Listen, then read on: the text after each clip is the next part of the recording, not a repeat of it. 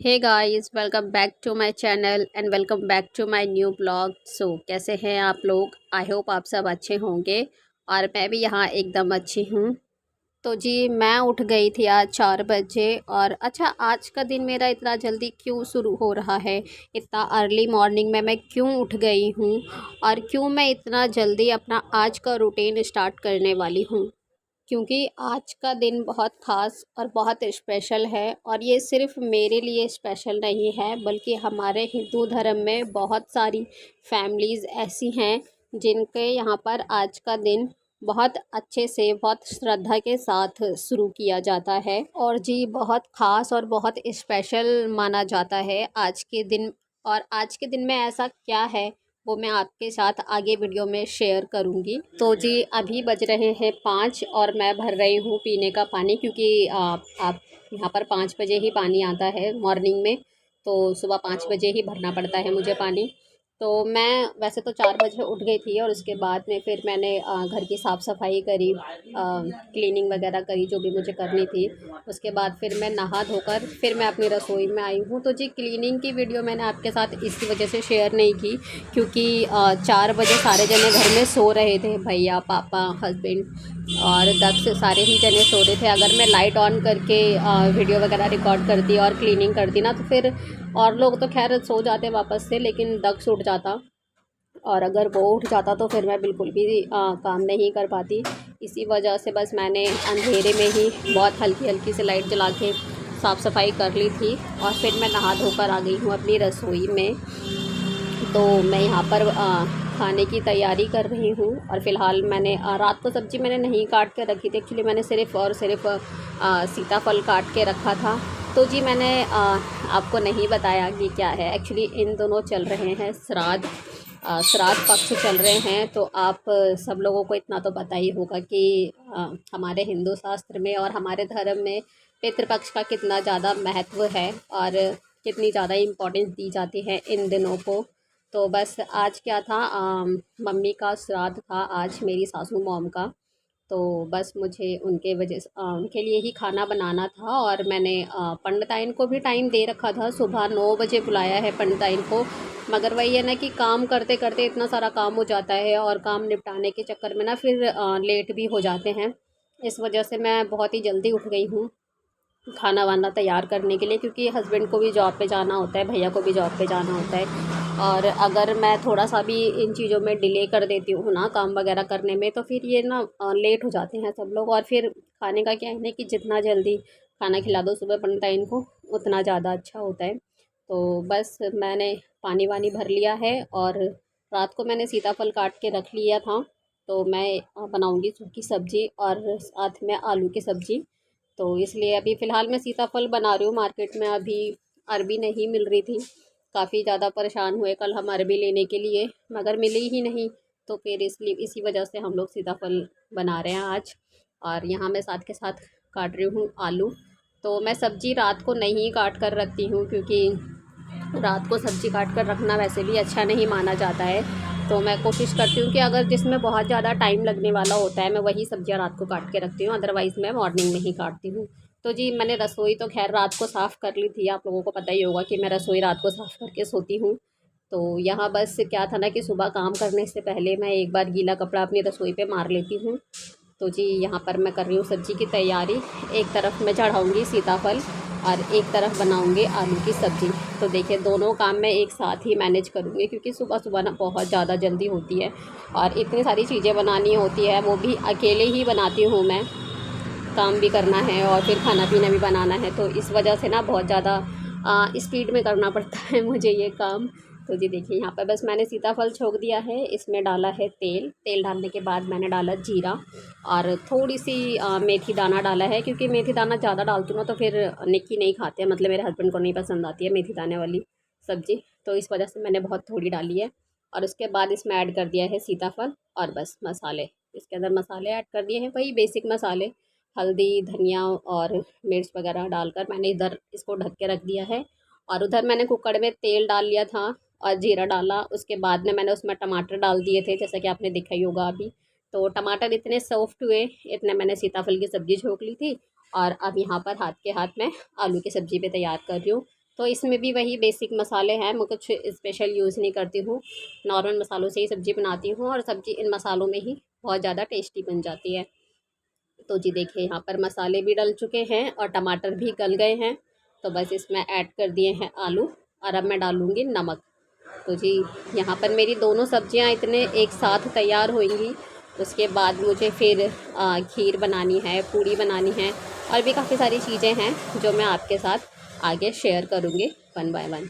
तो जी देखिए दोनों सब्जी को साथ में चढ़ाने का यही मेरा फ़ायदा हुआ कि एक साथ सब्जियां बन गई हैं। इधर सीताफल की सब्ज़ी भी तैयार हो चुकी है और उधर मेरी आलू की सब्ज़ी भी तैयार हो गई है।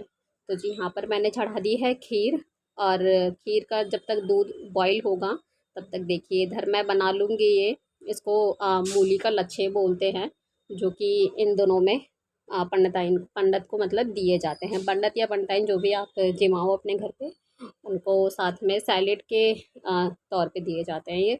तो बस मैंने यहाँ पर मूली को अच्छे से छील लिया था, छीलने के बाद धोकर और फिर इसको कद्दूकस कर लिया है।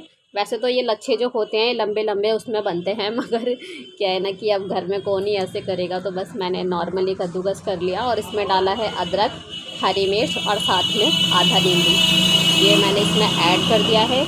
और यहाँ पर ये देखिए मैंने ये जब मैं सब्ज़ी छोक रही थी तो मैंने चावल भिगो कर रख दिए थे और चावल भिगोने के बाद अब मैं इसको अच्छे से मैंने 2-3 पानी से वॉश कर लिया है और अब मैं इसको अच्छे से थोड़ा सा पीस लूँगी, मतलब बिल्कुल बारीक नहीं करना है, हल्का मोटा दरदरा रखना है। तो अब इन चावलों को मैं करूँगी दूध में ऐड। तो मैं तो इसी तरीके से बनाती हूँ, मतलब मुझे ना खड़े वाले चावल जो खड़े खड़े रहते हैं, मतलब साबुत चावल होते हैं, मैं उस तरीके से नहीं बनाती, मुझे वो वाली खीर अच्छी नहीं लगती है।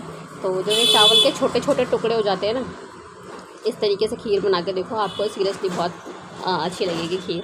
और यहाँ मैंने लगा लिया है आटा और ये है उड़द दाल की पिट्ठी। तो जो कि हम जैसे भल्ले बनाते हैं ना, उसी के तरीके से यहाँ पर ये छोटी छोटी सी पकौड़ियाँ बनाई जाती है, जो कि हम दही में डिप कर देते हैं।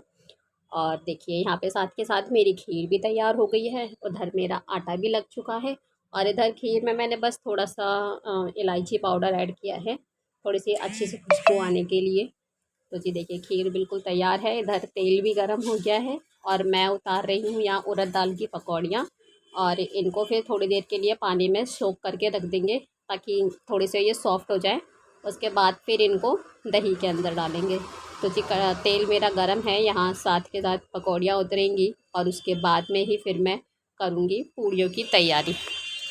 तो जी अभी तक मेरा क्या क्या काम निपट गया है, सब्जियां बन चुकी हैं मेरी दोनों, साथ में खीर बन गई है और मूली का लच्छा बन चुका है। अभी जो मेरा काम पेंडिंग है वो है मुझे रायता बनाना है और साथ में ये इसके लिए दही बिलोना है, मतलब दही तैयार करना है। तो जी ये सारे काम भी मेरे निपट गए हैं और अब मैं बना रही हूँ पूड़ी।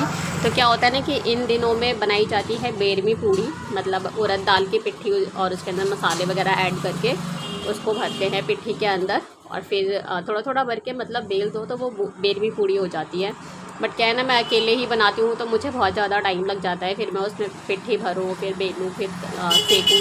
तो इसी वजह से मैं क्या करती हूँ ना कि उड़द दाल का जो पाउडर होता है वो मंगा लेती हूँ मैं और उसको आटे में मिलाकर मांड लेती हूँ और फिर इसी तरह से मेरी बेरमी पूड़ी तैयार हो जाती है। तो जी देखिए ये मंदिर की थाली लग चुकी है, मतलब एक थाली मंदिर जाएगी और वही थाली मैं आपके साथ शेयर कर रही हूँ। जो पंडिताइन की थाली है वो मैं आपके साथ शेयर नहीं कर सकती क्योंकि कुछ चीज़ें ऐसी होती हैं जो गुप्त ही रहनी चाहिए, तो अच्छा है। तो जी देखिए यहाँ पे मेरा खाना भी सारा तैयार हो चुका है, ये रही उड़द दाल की पकौड़ियाँ और साथ में बन गया है इधर रायता और ये रहा लच्छा। तो ये खाना थोड़ा मतलब इसमें से निकाल दिया है, इस वजह से ये कम है। तो जी यहाँ मेरा अब तक का सारा काम निपट चुका है और इस टाइम तक आ गई थी पंडिताइन। तो जब पंडिताइन खाना खा ही रही थी तब मैंने चढ़ा दी थी चाय और अब वो खाना खा के जा चुकी हैं। तो जी हम लोग भी करेंगे अब नाश्ता। तो देखिए इस टाइम पर मेरी रसोई इतनी ज़्यादा फैल जाती है ना, बहुत ज़्यादा काम बढ़ जाता है क्योंकि इतने सारे बर्तन हो जाते हैं और फिर स्लैब पर ना बिल्कुल भी कुछ भी रखने की जगह नहीं बचती है। तो फ़िलहाल मेरी कढ़ाई वगैरह सब गर्म थी इसलिए मैंने कुछ भी नहीं छेड़ा और फिर जब खाना खाकर सब लोग चले गए तो कहते हैं कि घर से जब काम पे जाने के लिए हस्बैंड वगैरह निकलते हैं तो तुरंत आपको साफ़ सफाई नहीं करनी चाहिए। तो खैर साफ़ सफाई तो मेरी सुबह हो गई थी, बस इस टाइम तक क्या बाकी था कि जो मेरा रसोई है बस इसी का काम फैला हुआ था और कुछ भी काम नहीं था मेरे पास। तो बस थोड़ी देर बैठ के 10-5 मिनट बैठने के बाद फिर मैंने स्टार्ट कर दिया अपने रसोई का काम, क्योंकि अगर मैं इस टाइम पर आलस कर जाती हूँ ना तो फिर मेरे से पूरे दिन काम नहीं होने वाला होता। क्योंकि सुबह उठी हूँ मैं 4 बजे, उसके बाद में फिर पूरा दिन मतलब लगे लगे इस टाइम 10 से ऊपर ही टाइम हो रहा होगा खैर। तो इस टाइम तक इंसान थक जाता है। और अगर मैं इसी टाइम पर ढील दे देती हूँ ना थोड़ी सी भी कि चलो बाद में कर लूँगी काम, तो फिर तो मुझसे कोई भी काम होने वाला नहीं होता। तो बस इस टाइम पे क्या है ना कि अभी दक्ष को नहलाना है, तो इस वजह से मैं उसका नहलाने के चक्कर पे फिर ये वाला काम निपटा दे दूँ। तो जब मेरी रसोई का काम निपट जाएगा उसके बाद फिर मैं करूँ मतलब दक्ष को नहलाने जाऊँगी। तो जी यहाँ पर सबसे पहले मैं खाली कर लेती हूँ अपना काउंटर टॉप, और जो भी मैंने खाना बनाया था वो जितना भी बचा है थोड़ा बहुत, क्योंकि अभी मॉर्निंग में खाया है और फिर दोपहर में पापा खाएंगे और दक्ष खाएगा, तो उनके लिए उठा के मैंने रख दिया है खाना। तो जो भी मेरा खाना बना था मतलब आलू की सब्ज़ी है, खीर है, खैर दक्ष ये सब्ज़ी वगैरह तो नहीं खाता। बस वो क्या खाएगा, पकौड़ी, उसको पूड़ियाँ दे दो या फिर पकौड़ी दे दो और या फिर रायता दे दो, रायता और या फिर मतलब खीर। तो ये 4 चीज़ें वो बहुत शौक से खा लेता है। तो बस मैं उसके लिए ही रायता और पकौड़ियाँ बचा के रखती हूँ ताकि वो दोपहर में अपना थोड़ा-थोड़ा करके खा ले। तो जी चलिए यहाँ पर मैंने सारी चीज़ें लगा दी हैं फ्रिज में जो भी बची थी, और गीले कपड़े से यहाँ पर मैं कर लूँगी काउंटर टॉप को अच्छे से क्लीन। क्योंकि इसकी डीप क्लीनिंग तो खैर अभी नहीं हो सकती, क्योंकि सिंक मेरा बिल्कुल भरा हुआ है और जब तक बर्तन नहीं खाली होंगे वहाँ से तब तक मैं ये साफ़ भी नहीं कर पाऊँगी। तो चलिए फ़िलहाल मैं पहले कर देती हूँ बर्तन साफ़, और बाकी का थोड़ा मोड़ा जो भी रह गया है वो फिर मैं बाद में क्लीन करूँगी। तो देखिए इस टाइम पे सिंक बिल्कुल भरी पड़ी है और साथ में इधर-उधर भी रखे पड़े हैं बर्तन। तो जी चलिए मैं कर लेती हूँ यहाँ की सफाई और वीडियो को यहीं पर करती हूँ एंड। और अगर आपको मेरा ब्लॉग अच्छा किसी भी वजह से पसंद आता है तो प्लीज़ मेरी वीडियो को लाइक किए बिगैर मत जाइएगा, और मिलते हैं आपसे ऐसे ही नेक्स्ट ब्लॉग में। तब तक के लिए चाचा, bye bye and Radhe Radhe.